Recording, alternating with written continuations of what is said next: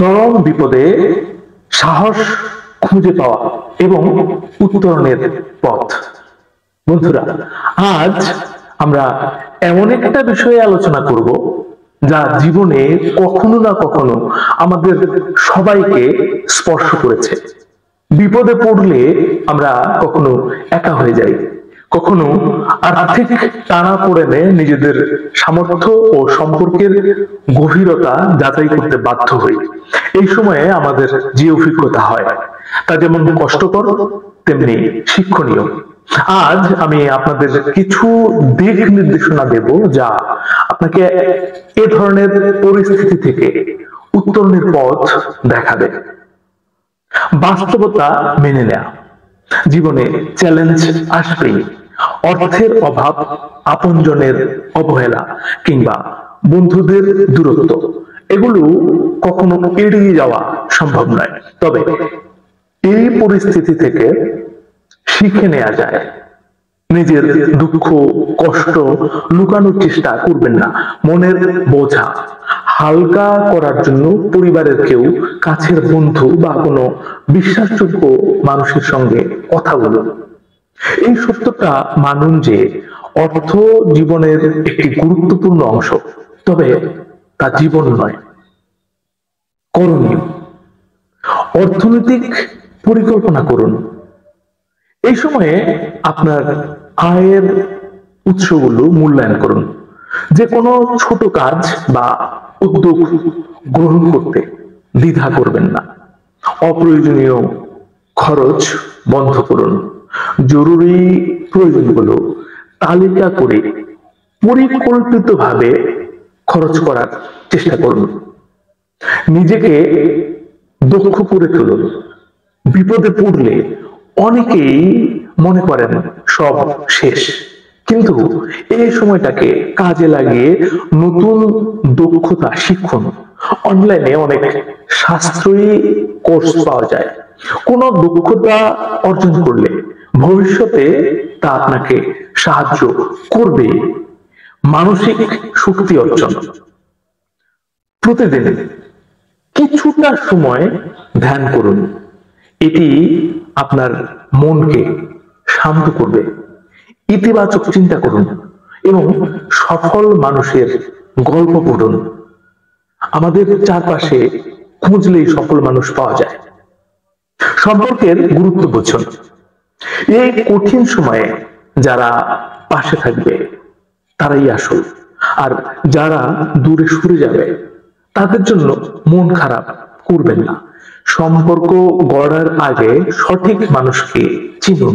একবার আঘাত পেলে সেই ভুল যেন আর পুনরাবৃত্তি না হয়। এবার প্রতিরোধের উপায় নিয়ে কিছু কথা। অর্থ সঞ্চয় করুন। মাসিক আয়ের একটি অংশ সঞ্চয়ের জন্য আলাদা করুন। কোনো বিপদ আসার আগে ইমার্জেন্সি ফান্ড তৈরি করে রাখুন। বিপদের কথা তো বলা যায় না, বিপদ বলে কই আসে না, তাই ইমার্জেন্সি ফান্ড তৈরি করে রাখুন। সম্পর্ক রক্ষা করুন। সবসময় মানুষের সঙ্গে সদ্ভাব বজায় রাখুন। দরকারে আপনি তাদের পাশে দাঁড়ালে তারা আপনার বিপদের দিনে আপনার পাশে থাকবে। আত্মীয় বা বন্ধুদের সঙ্গে নিয়মিত যোগাযোগ রাখুন। মানসিক প্রস্তুতি নিন।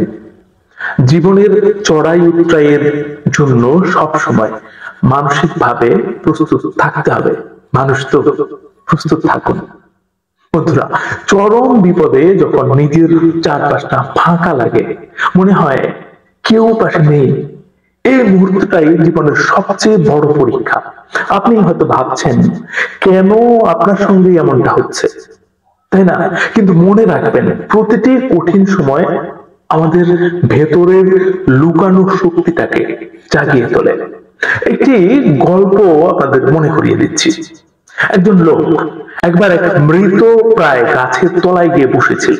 তার জীবনেও তখন গভীর অন্ধকার। কিছুদিন পর সে দেখলো সেই গাছটাতে আবার সবুজ পাতা জন্মাতে শুরু করেছে। তখন সে বুঝলো, প্রকৃতিতে যেমন শীতের পর বসন্ত আসে, তেমনি আমাদের জীবনেও হতাশার পর আসে আশা।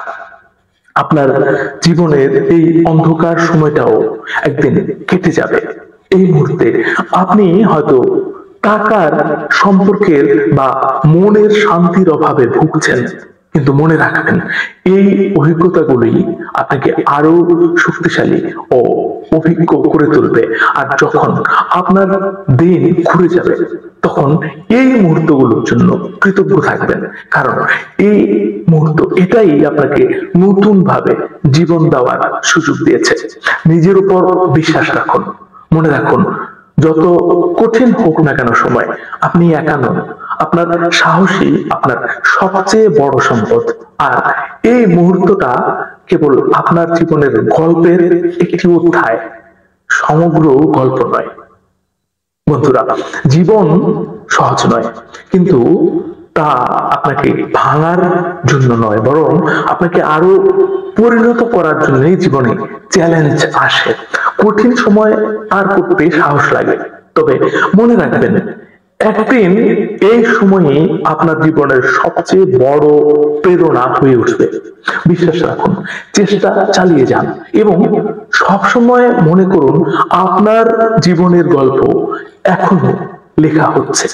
বন্ধুরা, মনে রাখবেন, টাকাই সব মনে হতে পারে চরম বিপদে, কিন্তু টাকা জীবনের সমস্যার সমাধান নয়। সঠিক দৃষ্টিভঙ্গি, কঠোর পরিশ্রম এবং ইতিবাচক মনোভাব আপনাকে যে কোনো বিপদ থেকে মুক্তি দিতে পারে। জীবন হলো শেখার জায়গা। প্রতিটি চ্যালেঞ্জকে গ্রহণ করুন এবং এগিয়ে যান। একদিন আপনি নিজেকে সেই জায়গায় নিয়ে যাবেন যেখানে এই চ্যালেঞ্জগুলো আপনার জন্য কেবল স্মৃতি হয়ে থাকবে। একটি কথা মনে করে দিয়ে শেষ করছি, এই পৃথিবী তাকেই সম্মান দেয় যে ইউনিক কিছু করতে পারে। ইউনিক কিছু করুন, ভালো শুনুন, ভালো থাকুন। ধন্যবাদ।